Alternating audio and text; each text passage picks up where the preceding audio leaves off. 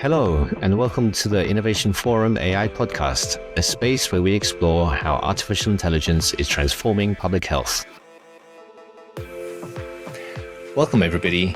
My name is Oliver Morgan, and our guest today is Túlio de Lima Campos, coordinator of a Bioinformatics Core Facility at Fiocruz, a public health agency in Brazil, where he leads efforts to advance bioinformatics and AI applications in health and biomedical research. Túlio is dedicated to developing bioinformatics solutions for public health while fostering collaborations across scientific communities. Welcome, Túlio, to the podcast. It's great to have you today. Thanks so much, Oliver. It's a pleasure to participate in this podcast. Great. Well, Túlio, we've had a chance to talk on various occasions over the last couple of years.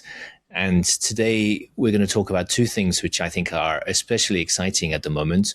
One is using genomics for understanding epidemiology, and the other is applying AI tools to bioinformatics and genomics as well. And combined, those two things are extra exciting. So I wonder whether we could just get started with understanding a little bit how genomics is supporting classical epidemiology. Sure. So, Oliver, if you're already doing classical surveillance very well, meaning, decent case reporting, some lab confirmation, contact tracing where possible, genomics doesn't actually replace any of that. It changes the type of question you can answer. So with case data alone, you see patterns in people, time, place, but with genomic data, you start seeing patterns in the pathogen itself. So for me, the added value boils down to three things. First, that you can distinguish one large outbreak from many small ones, actually, with much more confidence. So two clusters that look similar, they turn out to be genomically distinct, meaning you're dealing with multiple introductions of the pathogen rather than a single chain, and these can inform specific local measures. Second, you get a handle on whether the biology is changing. So is this just more exposure, or is there a new lineage that was just introduced and is more transmissible, or is escaping immunity, or is accumulating resistance mutations? Third, you can prioritize which clusters or lineages deserve more sequencing, investigation, or control measures first. So a standard case report will tell you that you have, say, 200 new cases this month, but genomics can tell you that 60 of those, for example, are part of one cluster concentrated in a single urban neighborhood, and that the same clone is starting to appear in surrounding municipalities. That is a very different policy problem than just reporting 200 cases spread evenly across the city. And this is particularly important in low and middle income settings because we're not just sequencing for curiosity, we sequence because we cannot afford to be blind to the structure in the epidemics. And if all you have is counts, you tend to respond in an uniform way.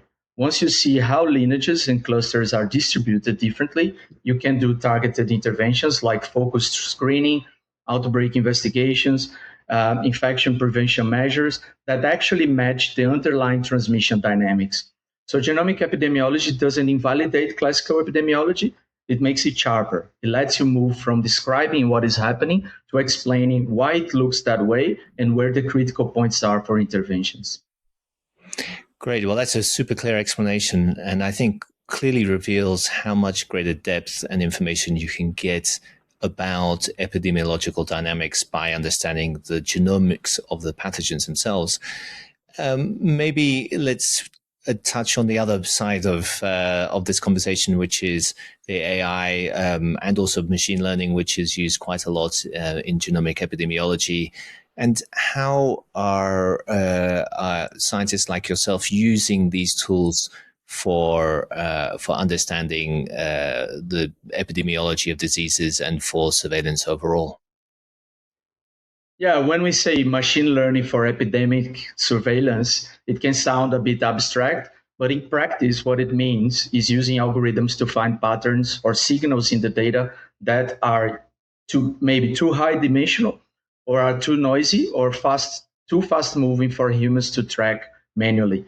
So on the input side, you can think of three broad categories. One is traditional surveillance data, which means time series of case counts, syndromic data, lab confirmed cases, sometimes mobility or weather data.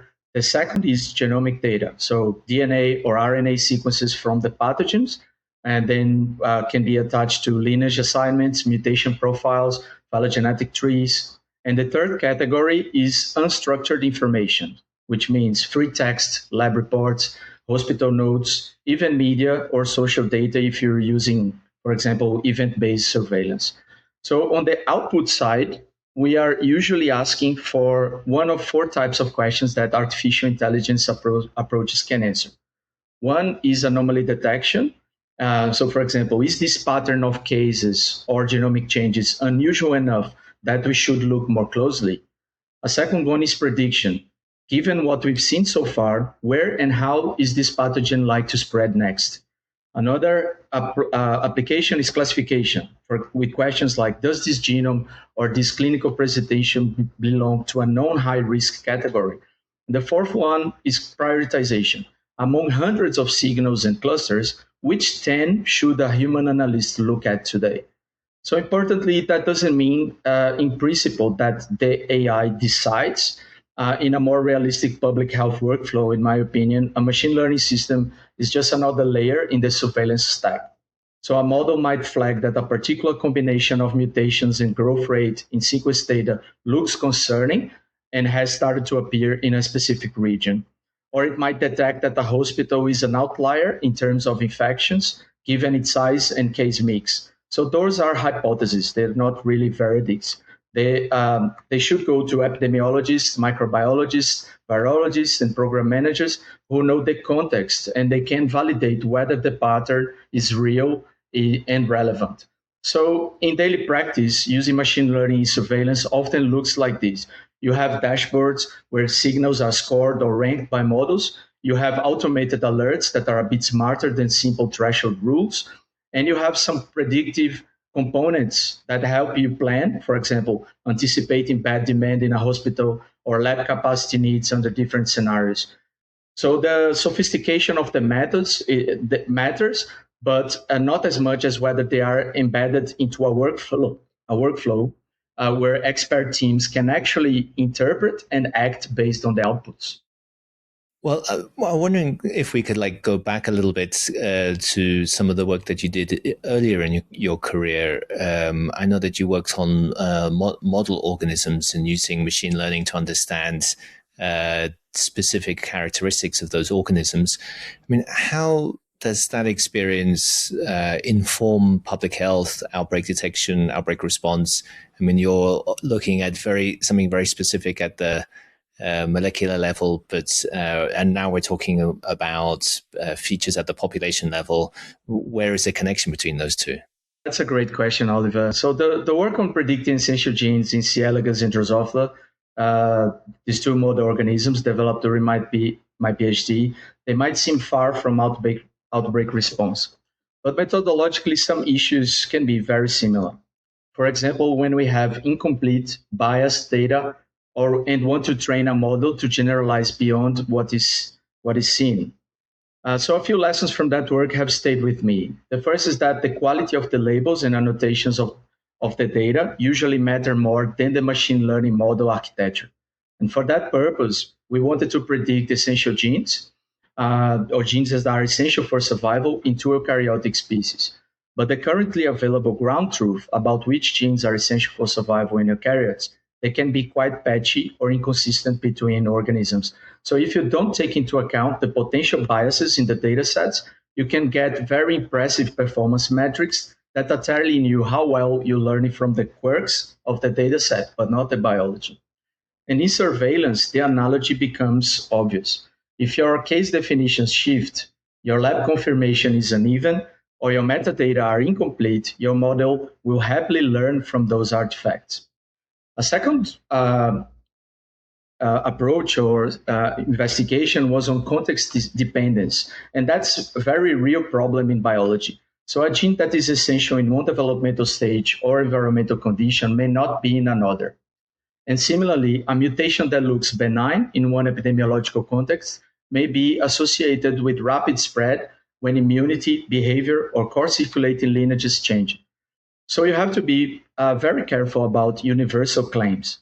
In genomics for surveillance, it means being cautious when transferring risk scores or variant classification trained in one region or one wave of an epidemic to a completely different setting. And third, we learned the hard way that good cross-validation design is not optional. So if you randomly split your data, related genes or similar conditions may leak between training and test sets, and then your performance suddenly looks fantastic. And if you enforce more realistic splits, though, performance may drop, but that's a more honest estimate of how the model will behave on genuinely new data. And for outbreak surveillance, this is equivalent to holding out whole time periods, locations, or lineages when you are evaluating the models. So you're not just measuring how well they interpolate within the past, but how they extrapolate to future events. And all of these leads to a simple principle. If you don't understand why a model is making a prediction and you haven't stress tested the model under realistic shifts in the data, you should be very reluctant to tie those to high stake public health decisions. I'm so happy you touched on some of those issues, Túlio, because I see them coming up again and again among experts like yourself. But actually, in the broader, more generalist conversations, I think these are often overlooked. And issues such as labeling data and how it's managed and how it's ingested by large language models is critically important. And perhaps we still have some learning to do from a methodological sense about the optimal ways of doing that. And the other issue that you raised around context, again, is something that's critically important and one which I don't think is widely understood, certainly when applying AI models to public health contexts and epidemiological contexts, which of course are dependent on the general context of a public health event.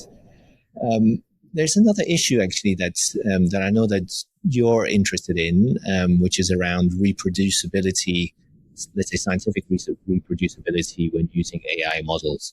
Can you maybe explain a little bit what that issue is and maybe some ways for us to think about that? Sure. Reproducibility, it becomes particularly tricky when AI systems are adaptive. So when they change over time with new data or based on user behavior. So in consumer application, that's often a feature, but in public health, where decisions like declaring an outbreak or closing borders, they must be defensible years later. If that's the case, it might be a bug. So I think about these on three levels. First is technical reproducibility. Can we construct months or years later exactly which data, which model version, and which parameters produced a given output? And that requires disciplined model versioning, data versioning, and logging, especially treating AI models as regulated products rather than just scripts on someone's laptop. Second one is epistemic reproducibility. So if an independent team with access to the same data and methods tries to answer the same question, do they reach roughly the same conclusion? And that's where open methods, transparent documentation, where possible, external validation studies, they come in. So in outbreak settings, we don't always have the luxury of full openness in real time, but we should aim for it as the default. A third is institutional reproducibility. Is there a process around the model that is itself auditable? For example, if an algorithm supports an outbreak declaration, there should be a record of who reviewed the output, what alternative explanations were considered, and how the final judgment was reached. And that makes it possible to distinguish if the model failed from the model was fine, but we misinterpreted. The risk of highly adaptive systems is that predictions drift for reasons that are invisible to end users. So new data streams, they get added, training is updated, feature changes. For some tasks, that's acceptable, but for high-stakes surveillance, I would argue you want controlled adaptability. And you can retrain models, but you do it in a cadence. You document the changes, You don't retroactively rewrite past outputs. Otherwise, you lose the ability to say, for example, this was the information and the rationale at the time, which is essential for accountability. So trust in AI-assisted public health decisions is not just about accuracy, it's about whether the system can be interrogated and its behavior reconstructed, particularly when things go wrong. Yeah, that's very interesting. I think you've touched on an issue that actually I don't think has been really documented yet, which is, how can we reliably include AI into our public health workflows, including our decision-making processes, and get those properly documented. And I think this is definitely an area that needs some further exploration. I know that you've been involved in quite a number of outbreaks and have obviously lived these experiences and thought about the implications a lot. And I was wondering, maybe you could put that into real world context, maybe with, I know you've worked on Zika and dengue and other arboviruses, particularly in Brazil. But what have you learned from those real life experiences? Yeah, with arboviruses, one example that really crystallized the value of genomics for me has been understanding the spread of dengue, Zika, chikungunya across Brazil and the America. So on paper, you saw the usual pattern happening in Brazil for some of these arboviruses, that cases appear in high volumes in coastal populous cities and then move inland. So without genome sequences, you could tell a story about regional spread, but it would be very coarse. When we started looking at genomes, a more nuanced picture emerged. For arboviruses, phylogenomic analysis showed that introductions into Brazil have been highly dynamic. There have been multiple geographically distinct introductions. For dengue, there are plenty of studies, including several from my colleagues of the Fiocruz Genomic Network, demonstrating lineages cycling through countries and across states, sometimes re-emerging after several years, sometimes being replaced. So the public health implication is not just academic. So if most introductions are coming through a few high connectivity hubs, then systematic surveillance at those points becomes a rational investment, even in a resource constrained setting. So instead of spreading limited entomological and lab capacity uniformly, you can weight it towards the nodes that actually drive lineage movement. And another lesson was about speed. When you align the timing of genomic signal, for example, the rise of a particular lineage with the case count or case data, you often see that the genomic warning appears before the clinical picture is fully obvious. And that doesn't necessarily mean you can prevent every wave, but it does give you a leading indicator you can use for example, to get blood banks ready, adjust hospital preparedness, or intensifying vector control in a targeted way. So the importance of genomics in arbovirus surveillance is not only tracing the past routes, but generating a realistic mental model of how these viruses move through travel networks and ecological zones, which then informs where and how to build sustainable surveillance.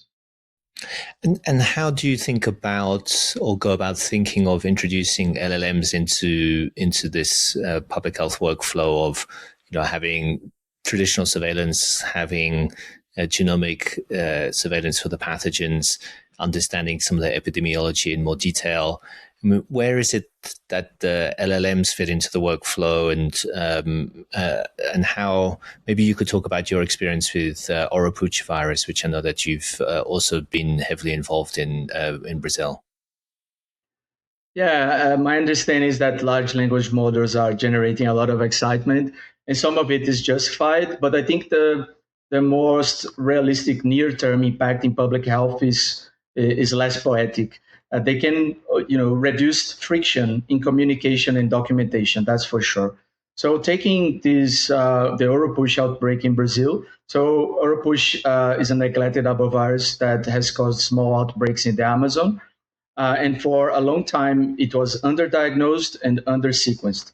So the foundational genomic work, particularly by my colleague, Dr. Felipe Naveca and his team here at Fiocruz, led to the development of a molecular diagnostic tool that was essential for preparedness and response in the region and nationally. So this diagnostic tool has enabled differentiation of the Oropouche infection from other arboviral diseases.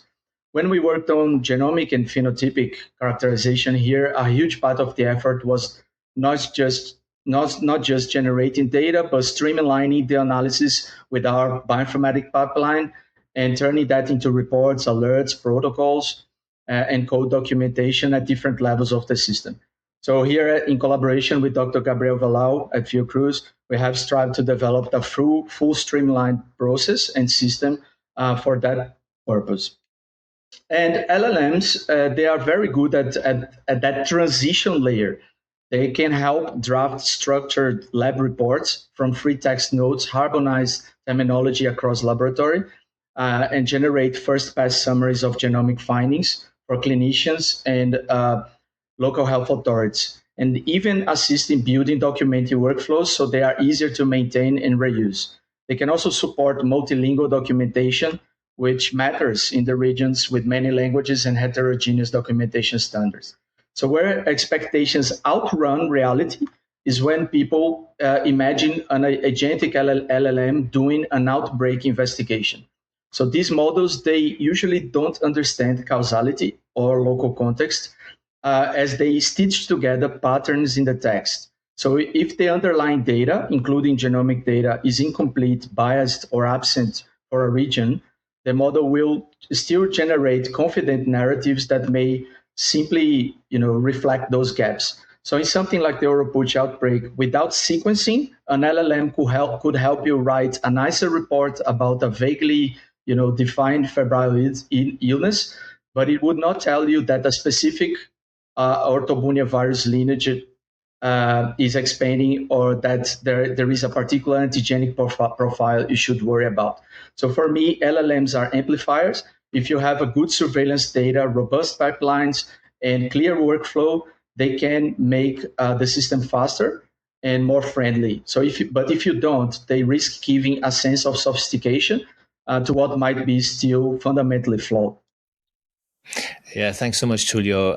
I mean, I guess it does keep coming back to data quality and data robustness and being able to process that data in a way that I guess is optimized for using LLMs as well. Not just having good data quality, but processing it in a way that's effective. And it sounds like you made quite a lot of progress, or there was quite a lot of progress made across that response in Brazil. In terms of data quality, I'm sure there were still data quality gaps, and I'm sure you learned a lot about that. I mean, how are you maybe thinking about some of those lessons in a broader context, and maybe sharing some of the learnings from those lessons in your region? Thanks for a very good question. Yeah. So without quality data, there is no sustainable innovation. And this can sound like a slogan, but in genomic surveillance, it's painfully literal. So poor data quality shows up in very concrete ways. At the sample level, it means biased sampling. So for example, only severe cases, only urban hospitals, only private labs. At the metadata level, it means missing or inconsistent information about where and when samples are collected, patient characteristics or clinical outcomes. And at the sequence level, it means low coverage, contamination, or inconsistent lineage assignment. And each of these problems propagates into any AI system that tries to learn from the data. So the downstream consequences are very serious. So models trained on biased genomic data will systematically underrepresent certain populations, regions, or transmission contexts. And that leads to two failures. You miss signals precisely where surveillance is weakest, often rural, marginalized, or border areas, and you overfit to well-measured parts of the system. When you then deploy decision support tools, you risk reinforcing existing inequity. Interventions optimize for the data-rich settings, while blind spots persist elsewhere. And so, for example, in the Oropouche case, for years the virus was circulating and causing small outbreaks, but left only a weak trace in official data. So building models that historically would have given you a very distorted image of risk. So only once molecular diagnostics, sequencing, and systematic reporting ramped up, you could start to see its true geographic and temporal footprint. So the uncomfortable implication is that there is no shortcut around investing in core surveillance functions, so sampling strategies, laboratory quality management, standardized data collection, before or at least alongside investing in integrated digital health systems and AI layers. Otherwise, we are essentially building sophisticated tools on top of shaky foundations and then being surprised when they underperform or fail in the exact places where we most need help. Well, thanks a lot, Túlio, for just describing a little bit of your work on various arboviral diseases. I mean, a problem that I've certainly read about a lot, but it sounds like you've experienced firsthand is when you have LLMs that maybe are trained in different parts of the world than where you live, and then you have to try and apply them to your own context. I mean, what are some of the challenges there, and how do you, I guess, address those? So I'll give an example, like in the context of arbovirus in Latin America, or just genomic surveillance in Latin America. If we compare today with, say, 10 years ago, Latin America's position in global genomic data has improved quite substantially. We now see substantial contributions of genomic sequences for dengue, Zika, chikungunya, respiratory viruses like influenza, SARS-CoV-2, and other pathogens. So in other words, the region is no longer absent from the global data sets, and for some regional and global threats, we are actually indispensable contributors.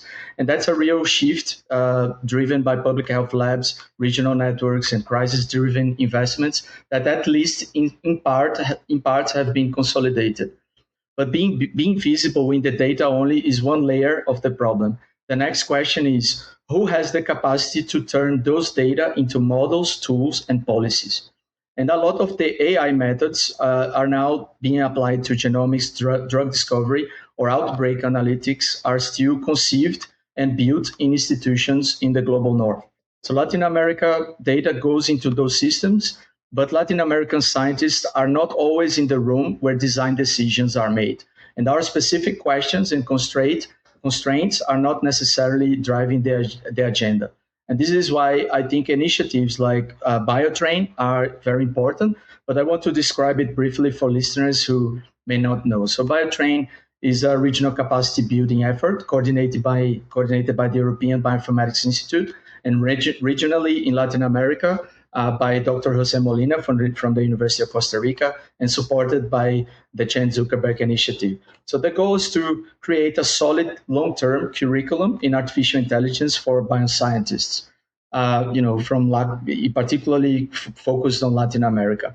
And not as a one-off workshop, but a training pathway that starts from data science fundamentals and leads up to the practical use and development of AI methods for real biological and biomedical problems while fostering networking in the region. So we're not talking only about genomic surveillance, although that's one application. We are talking about the broader biosciences, understanding gene regulation, analyzing imaging data, designing diagnostics, modeling host pathogen interactions, integrating multi-omics data sets. The idea is that a molecular biology in Costa Rica, a microbiologist in Peru, or a public health genomicist in Brazil should be able to sit down with their own data and build or adapt AI models themselves instead of having to export data and wait for analysis to come from elsewhere. So the intended impact is quite explicit, is that Latin America should participate as an equal partner in global science projects that use or develop AI, not just as a raw data provider. And that means having people in the region who can read and write the methods, who can question model assumptions, who can design benchmarks that reflect our diseases and our health systems. And when that happens, the fact that our genomic and clinical data, they are increasingly well represented becomes much more powerful because the insights and the tools derived from those data are also being shaped and fed by people from within the region. I mean, that's such a compelling practical reason for why there should be good public health and genomic science really from every country around the world, and why countries, I think really need to have the capabilities for, as you said, looking at the AI models and adapting them for their own context.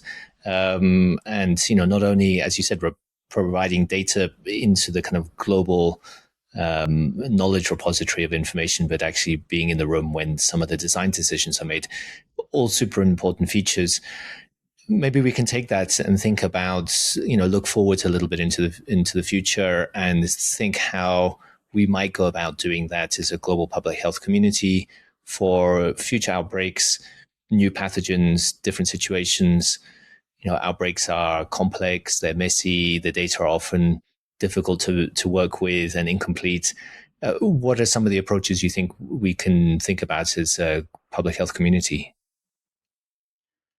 Yeah, so translating that to outbreak surveillance. So just taking back to the work that I developed in essential gene prediction and how this translates directly into building AI for outbreak surveillance. So one is that that feature engineering and data understanding, they are more important than chasing the latest model architecture hype. And for example, in the gene prediction work, thinking carefully about which biological features were meaningful made more difference than swapping one classifier for another. And in surveillance, defining meaningful feature from genomic, epidemiological, and contextual data, things like climate, vector presence, growth rates, and lineages, travel connectivity, health system capacity, this is equally crucial. So a fancy model fed into poorly conceptualized features will still produce elegant nonsense. So another lesson is around generalizability. So computationally, we could test the model on related organisms or new data sets, and we see predictions where predictions broke down. And in surveillance, the equivalent is stress testing models on new outbreaks, new pathogens, or new regions. We have to assume that any model trained on yesterday's outbreak will face surprises in tomorrow's one. So that should be built into evaluation frameworks and not discovered ad hoc after deployment. A third lesson is about interpretability. In the gene context, during my PhD, so being able to trace back which features drove a prediction help biologists decide whether to trust it enough to design experiments. And in public health, interpretability helps decision makers judge whether an AI generated signal is plausible, given what they know about that context. And that doesn't mean that every model has to be a simple regression, but it does mean we should favor approaches where we can explain, or at least qualitatively, why an alert was raised. So methodologically, the message is that that rigorous evaluation, domain-aware feature design, and some degree of interpretability are prerequisites if we want AI systems to become reliable components of surveillance, rather than just black boxes we hope will behave. Yeah, I thought that was a very interesting comment because I think that very often people want to hear that we're applying the very cutting edge models, the thing that whatever was released last week. But actually, I sometimes feel people are a bit disappointed to hear a message that actually we can use something that's maybe was released 6 months or 12 months ago. But if we do it in a very smart way, in the right way, and with good data, that really makes all the difference. And so I think there's a nuanced message there, which I think we need to try and keep getting out, at least among the public health community. I mean, you alluded to some of the data challenges, particularly in genomics, which can be siloed, can be kind of regionally limited, perhaps, or limited or excluding some countries even. I guess that has to be part of the unlock for going forwards with AI models in particular. What do you think are some of the bottlenecks that we need to or are out there and that we need to address?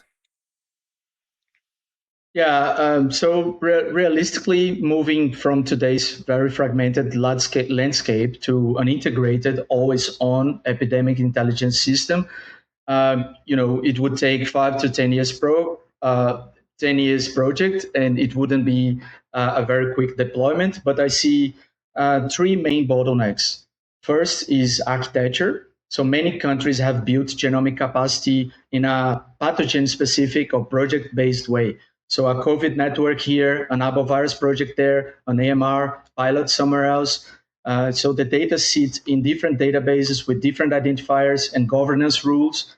And the same is true for surveillance and lab information systems.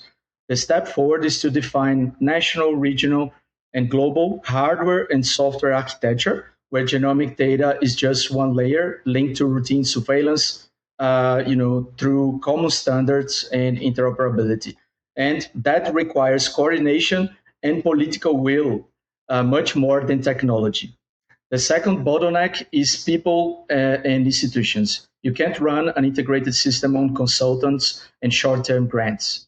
You need permanent positions for bioinformaticians, data engineers, and field epidemiologists who are trained to work together. You need national reference laboratories and regional hubs with stable funding, and you need institutional homes for these systems inside public health agencies, not only in academic groups. The third is governance and incentives. Integrated systems, cross institutional boundaries. Ministry of Health, Agriculture, Environment, sometimes defense, public and private labs, and international patterns.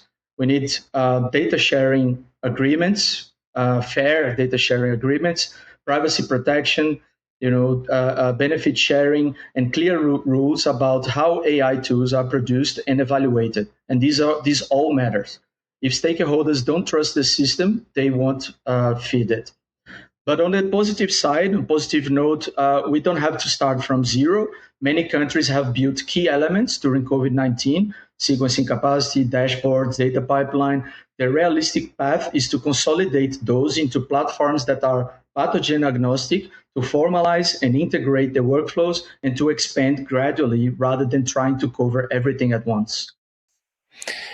Well, that's quite a formidable number of things that we need to work on. But I guess looking at the positive side, actually, there are many things that we can do and address, from a systems-wide issue, both at the national, regional, and global levels, to kind of to build the system that in the future will be able to enjoy all of the benefits from whether it's AI tools or other methods such as genomic sequencing, which I think, as you very elegantly explained, really provides such more insight into what's happening for outbreaks than if we just used epidemiological data by itself.